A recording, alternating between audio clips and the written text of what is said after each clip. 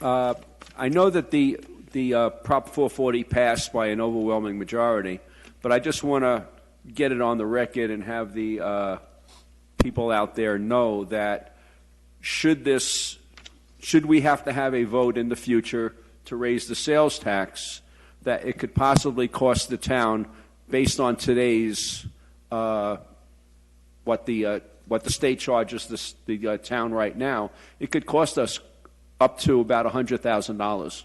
So every time that we want to have a vote like that, it's going to cost us $100,000, where in the past it was a decision by the town council members who were at every budget meeting, who knew all the intimate details of our budget and what the town's needs are, because that's what we're elected to do.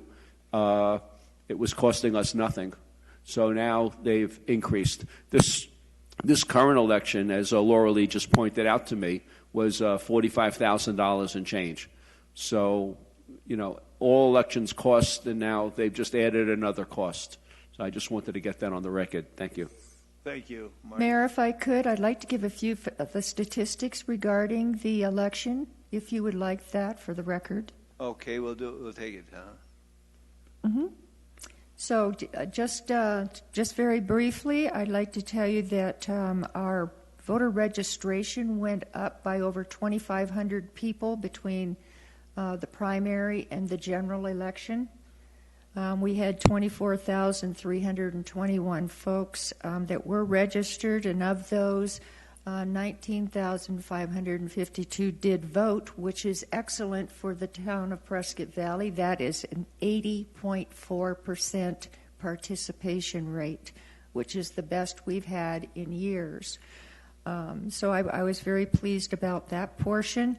As Councilmember Grossman was saying, that the cost for the general election alone was $45,359.53, and that is based on the fact that rather than having to pay the $410 that we were initially going to be charged by Yavapai County for the cost of the election, for their handling of the ballots, etc., due to the participation of the other municipalities and districts as well in this consolidated election, it dropped our portion way, way down too. So we were able to actually get a voter charge of $1.87 per voter, as opposed to what we were thinking would be 4 times that amount. And again, due to consolidated election costs. So our total for the election cycle, including both the primary and the general, was about $132,770.59, which is just about what we had anticipated for each of the primary and general. So we were very fortunate in the huge amount of folks that are municipalities that also joined in with that, and districts. So unless you have any questions of me, Council, then that would conclude anything I have to say about it. Questions? Anyone? Comments? Other comments? Ready for a motion? I think we are. We've been discussing this for 5 minutes already.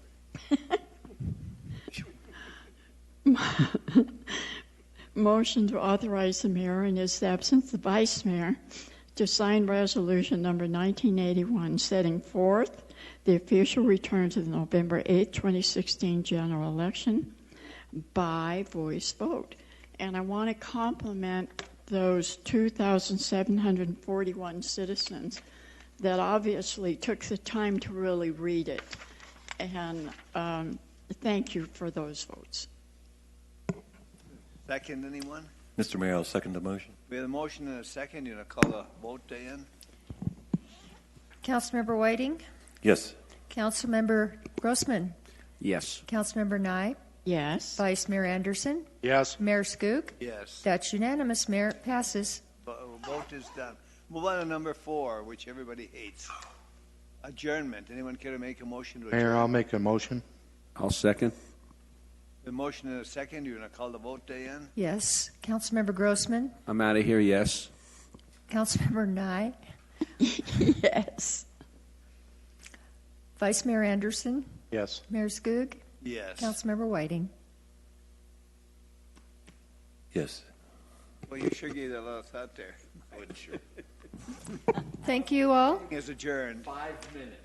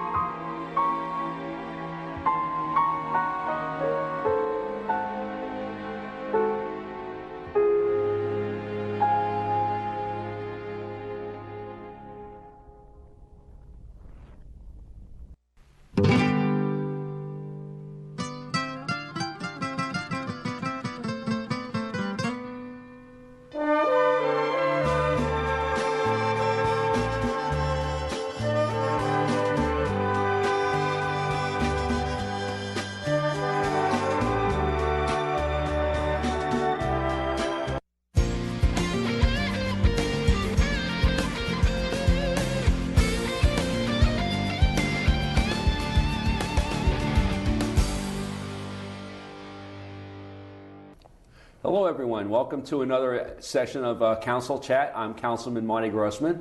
With me today, I have Richard Parker, who is our Director of Community Development, and I have Fernando Gonzalez, who is our Supervisor for Code Enforcement. But before we start that, asking them questions and going with that, I just want to explain the fuzz on my face.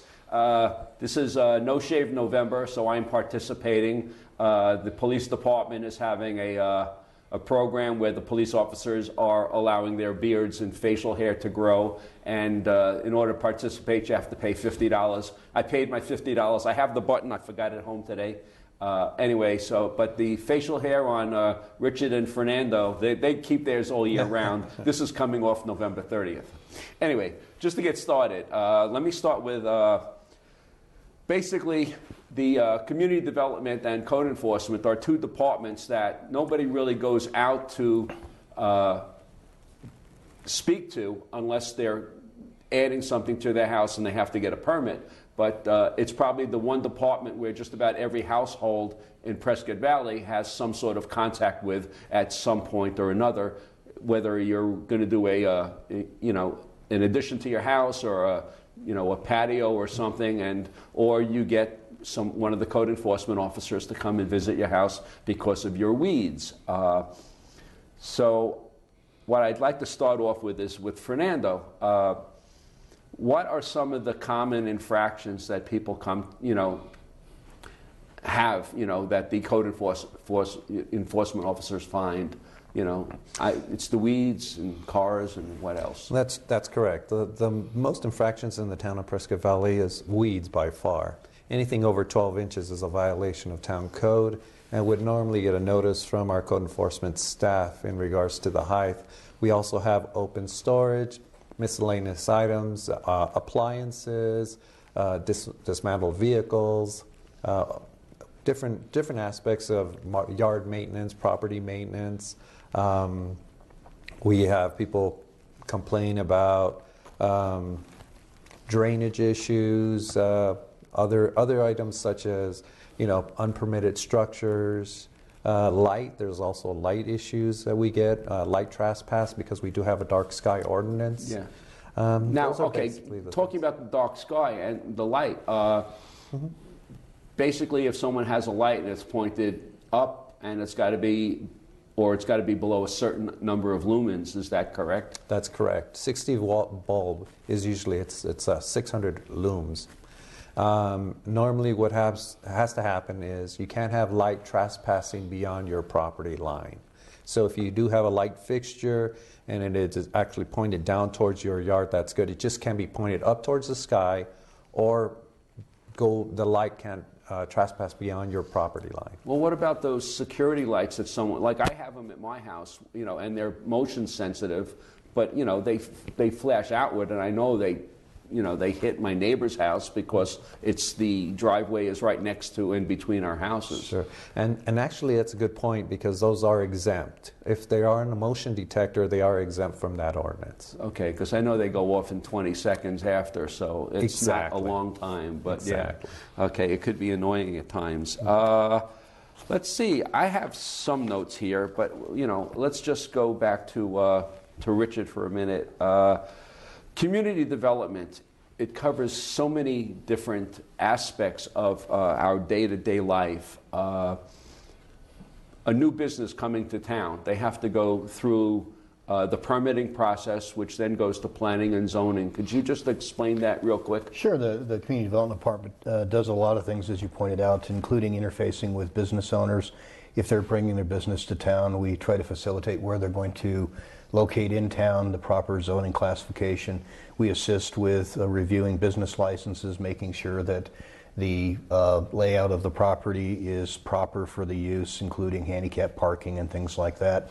We really try to facilitate the needs both of the new business as well as the expectations of the town regarding code enforcement or the construction of buildings and things like that. It really runs the whole gamut, and as you pointed out, we interface hopefully in a positive way with the customers, which are the residents of the town of Prescott Valley. And that interface includes people who call into our office. Something I'm very proud of is the customer service edict that the staff that I work with have. And you can call the Community Development Department and there will be somebody on the telephone that'll actually answer the telephone, which is a rarity in today's business environment. Oftentimes it's an animated process or you leave a message. So we are kind of the clearinghouse, and that often is the case, and we help people find the right offices to do their business. But your example is spot on regarding business retention or expansion, where somebody comes into an area and wants to expand their business. We have a process. Actually, we'll be conducting a development review process today for a expansion of the Yavapai College. And that expansion, we're going to try to facilitate 20,000 square feet of improvements to the Yavapai College building over off of Panther Pass. So that interface is often positive. Sometimes, as Fernando points out, it is difficult when you're dealing with code enforcement. People aren't inviting you to their property. However, the whole purpose and major tenet of code enforcement is to keep things nice and keep values up so that everybody can enjoy their property. It is also a pretty sane process. I've been doing this in this jurisdiction for quite a while, and I've seen it done in other jurisdictions. We try to facilitate compliance. We have not only reminders that go out in postcards, please clean up your property, but we also have programs, and Fernando can talk a little bit about those, where they're self-help. We'll give people tools to clean up their yard, mowers and things like that, if they have That's a the weed. community toolbox, which is something that I was going to, okay. Yeah, and so maybe that would be a good opportunity for Fernando to talk a little bit about that. But not only is it an enforcement process, but it's a facilitation process to try to help people maintain their property. And Marty, what do you think? Have Fernando talk a little bit about some of the experiences maybe he's had? Well, I in know that. some of the neighborhood programs, just to give everybody an idea of what's out there. Okay, we have the Roving Area Neighborhood Dumpster. We have the Prescott Valley Toolbox. We have Graffiti Busters. And then there are a few other, and all of these are available on the Prescott Valley website, and you could download it all. I mean, I have a list. I mean, this is just some of the stuff that we go through and that you could download. These are all headlines that you could click on, and it comes up on the website. And before we just continue a little bit, these are just some of the things I've accumulated. These are like town code tips, and this is about the neighborhood toolbox. So this information is available in the Civic Center. So yeah, could you talk about a little bit about the toolbox? Sure, thank you. It's actually a great program that we put together many years ago. We had a need for it throughout the community. As you know, we are a proactive code enforcement crew. We go out and look at violations on our own, other than just waiting for complaints. We actually try to do that before the complaints come in. One of the things that we were running into is people they came into the community, they weren't prepared, they didn't have mowers, they didn't have weed eaters. There was an obstacle for them to take care of their yard. They had the power, they wanted to do it, but they just didn't have the equipment. So therefore, the town tool truck or the neighborhood toolbox was actually created so that we can facilitate that and help those individuals who did want to do that and bring their property into compliance, to allow them the opportunity to come into the town.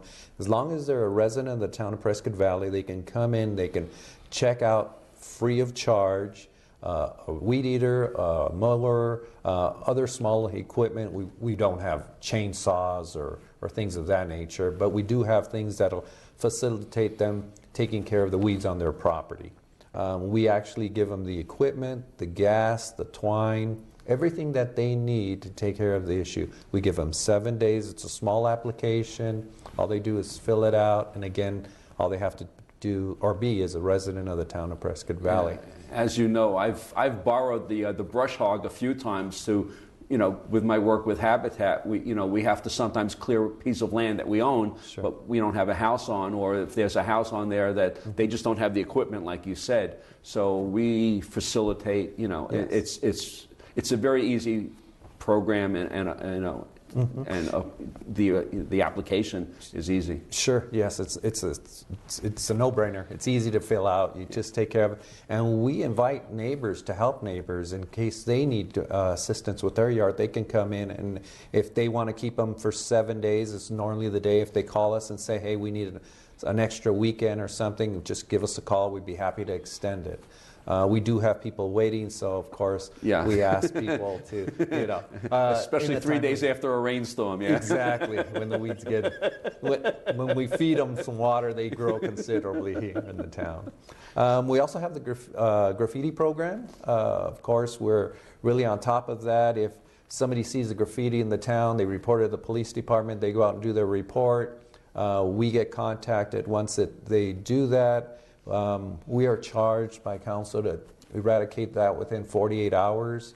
We do our best to contact the property owner and see if they can actually take care of that for it. If not, then we will get involved and do that ourselves. We don't match paint, and we express that to the property owner. If they want it to match, we get as close as we possibly can, but we can't promise that. No, but the idea is to keep covering it up. My experience coming from New York City is you got to keep covering it up until they get sick and tired of tagging that same wall, which is usually what happens. This is my property, I'm going to keep tagging it. Right. But if you stay on top of it and you keep cleaning it up, they know that they're going to lose. Exactly, and that's the good thing. And I saw the dumpster program. This is the first time I ever saw that. Could you explain that a little bit? Actually, we haven't used that in a year. What happens is we used to have the roaming dumpster program. Okay. It was for neighborhoods, people who needed to discard a bunch of open storage on property. But it was designed for somebody to house it in their neighborhood and then notify their immediate neighbors so that they can all utilize the dumpster. Unfortunately, it was taken advantage of a couple of years where somebody put it on their property, but then they posted it on Facebook. Oh. And everybody came in, and I lost my budget that year on that one single. Well, the nice thing is to replace it, or I guess in lieu of it, we have a cleanup day. Yes. So that's a very successful program, and you coordinate with the chamber, and it's a great, fantastic day. A lot of the streets that you see in town, that are adopted, everybody goes out at least on that day to clean them, and then there's food and beverage for people. But more important, it's the whole town gets together, and they get to dump a lot of stuff that they've been storing for a very fair and reasonable price. Right. Exactly, and that works out really well. So, Public Works is the one that really facilitates that, but there are a lot of the. But it is mentioned on your part of the website. Correct. Yeah. Well, actually, and to be fair, we use that program when we notify people that they have some collectibles on their property that they need to consider getting rid of. We let them know that the reduced cost dump day is coming up and that they should take advantage of that. And a lot of the service organizations in town really work well with some people who can't take care of their property, and they may go out and pick things up for people and take it to the dumping area, which has really been a blessing as well. That one time a year, and as you know, council budgets money for that to make that happen.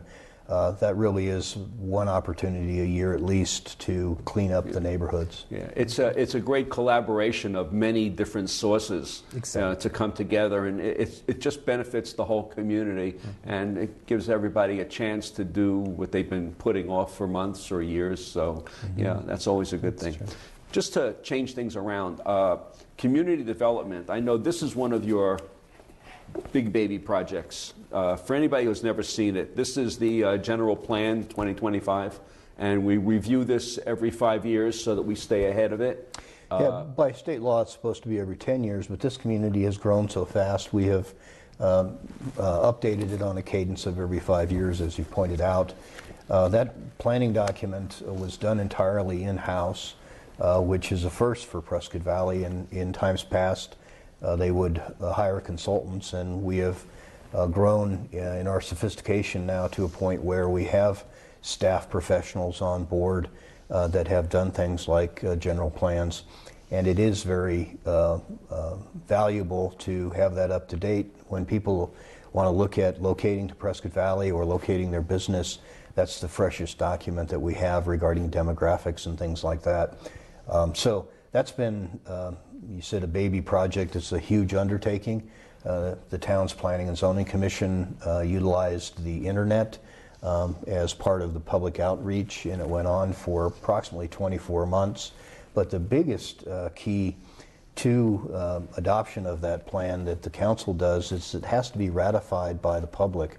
So it actually has to be voted on. Yes. And there was an overwhelming majority that supported the adoption of General Plan 2025. And that speaks, I think, to the credibility of the process, and that there were a lot of people involved. A lot of people took their time to review the document and make comments regarding And changes. I just want to emphasize that, because there's a lot of input from the community. You have the open meetings, and a lot of people turn out. Not only do they turn out, but they actually actively work on it for the full time that it's, the process is going on. So it's not a directive from the council or from the community development department. It's actually, a community involved project, and that's what makes it as successful as it is. Right. And again, it's just a guide. This is where we want to go. This is, things happen, things change. So you don't anticipate a great recession or whatever. So it could throw things off a little bit, but it is just a guide. And if someone says, "Where do you want to go in this area?" we have something to point to. Yeah, true. It's just the planning legislation in the state of Arizona has gotten a lot more stringent. And while it may be a guide, it actually is the playbook by which you determine suitable uses within various areas of the community. And it has to be reviewed in the context of the impacts of that use in that location. So that's why the town council often looks at a general plan amendment in advance of a zoning action, so that they look at it in the broadest context. They get a recommendation from the Planning and Zoning Commission so that they are certain that this is the type of use that they want in that location. The term is congruent to the general plan, which means the general plan has to call that use out before the town council and Planning and Zoning Commission acts to implement a zoning entitlement that is a departure from the plan.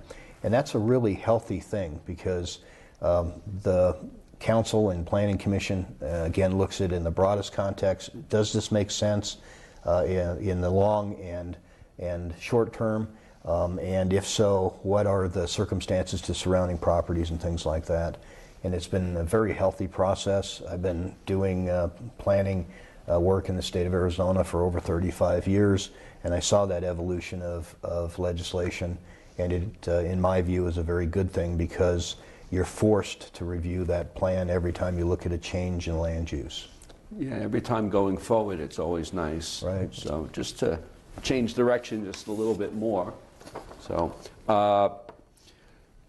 I pulled this up off the website, and these are just some future Prescott Valley development projects that are coming up. Some of them are residential, some of them are business, and I just want to read some of these to you. We have Granville. They're expanding to another 3,400 dwellings. The Glassford Hill Marketplace has 50 acres, and they're going to be expanding there. Well, actually, Granville is total 3,400 units. Okay, two 3,400. Okay. Right, and they've got a development unit going right now of about 600 units. That's the northerly-most portion of Granville, and that is currently under construction, and that will probably last for the next 4 to 5 years based on the housing trends. But yes, there are many, many projects throughout the town that are continuing to fill up. There are new projects on the horizon, like Glassford Heights, which is west of Granville. That has gone through an entitlement process to the town council, and it will be coming forward, and you'll see grading on that project by the middle of 2017. And based on the schedule that they provided me, they believe that they'll have lot product available by the first quarter of 2018. I mean, we just voted on Navajo Commons, and we have the community behind where Hagen's was. That's going to be, Apartments. yeah. I'm saying, but they called it what again? Anyway, Talking Glass. is that it? Okay. There's been a trend of apartment dwelling construction in Prescott Valley, and over the course of the last year, that's because of the market demand for apartments. It's hard to find vacant apartments in Prescott Valley. It's also hard to find housing in Prescott Valley because of the demand. People want to live in Prescott Valley. We are growing not as robustly as we did in the late 1990s and early 2000s, but we are growing at greater than 5 to 6% per annum, and we expect that to continue over the course of the next while before we run into a recession. The economy is cyclical, and sure as we're having a good run, there will be another downturn at some point in time, and time will tell when that will be. But we expect that housing will continue. Even in the middle of the Great Recession, some of the projects like Granville and Joe Contadino with Universal Homes, he was still building houses, and people were still buying houses. It was just more difficult to get financing. Well, you've for also those got houses. the trend of a lot of baby boomers retiring, and so you're in the middle of that cluster of people. Well, I'm a baby boomer, that's for sure. I'm not So am I, retiring. so. And I think Fernando's a baby boomer. So, but Prescott Valley is a very nice place, as you pointed out, to retire. And people retire and they bring their wealth and their pensions with them, and they continue to stimulate the economy. But we also, statistically, and this is a rare statistic in Arizona, Prescott Valley, every decadal census, it's been determined that Prescott Valley has been getting younger and younger. And again, demonstrated when we do our census work, it shows that the community is attracting young people. And I believe that's because of the value that's here in housing, as well as the good job that the town has worked to try to create jobs in the private sector. And as those jobs are created, they are oftentimes filled by younger people bringing in their families. Yeah, but also the new apartments that we're building, some of them are luxury, and higher end, but some of them are also more affordable and they're a lower end. And I see there's a lot of requests for, I see it on the internet all the time where people are asking, I'm looking for an apartment and I'm looking for under this price range, and it's so hard to find, and something gets posted, it's for rent, and 20 seconds later it's no longer posted, so I mean that's great, but we, as part of the community development and the 2025 plan, we're also looking for controlled growth and not to have it exceed what we could handle, so, and there are a lot of other factors that we know have to go into it. So we're coming up to the end of our session, and I know we could go on for another hour or two easily, but I would like to take this time to thank Richard Parker and Fernando Gonzalez for coming here and giving us all this great information. And I would remind everybody out there that a lot of this information is available on the Prescott Valley website. So I guess this concludes this session of Council Chat. Again, I'm Councilman Marty Grossman, and thank you for watching and lasting this long, and I hope to see you next time.